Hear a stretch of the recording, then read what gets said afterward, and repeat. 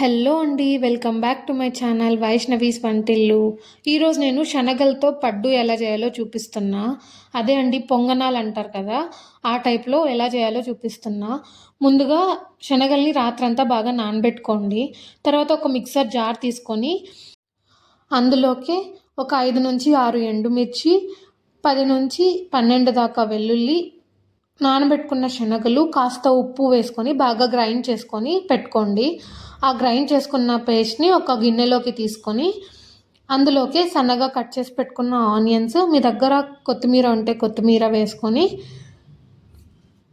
బాగా కలిపి పక్కన పెట్టుకోండి. తర్వాత ఇలా ఒక పడ్డు ప్యాన్ పెట్టుకొని అందులోకి లైట్గా ఆయిల్ వేసుకోండి. మీరు ఆయిల్ వద్దు డైట్ చేస్తున్నామంటే గీ వేసుకోండి. వేసుకొని ఇలా చిన్న చిన్న లడ్డూలాగా ఉంటలు చేసుకొని పెట్టేసేయండి. పెట్టేసి ఒక 5 minutes అలానే ఉంచారంటే కింద సైడ్ ఫ్రై అవుతుంది. తర్వాత దాన్ని ఇంకొక సైడ్కి టర్న్ చేసుకొని ఇలా కాల్చుకున్నారంటే 2 sides బాగా ఫ్రై అయిపోయిన తర్వాత ఒక ప్లేట్లోకి తీసుకొని సర్వ్ చేసుకుంటే శనగలతో పొంగనాలు రెడీ అవుతాయి. ఇవి వడల టేస్ట్ వస్తాయి అనుకునేరు, బట్ వేరే టేస్ట్. ఒకసారి ట్రై చేయండి. Thank you for watching.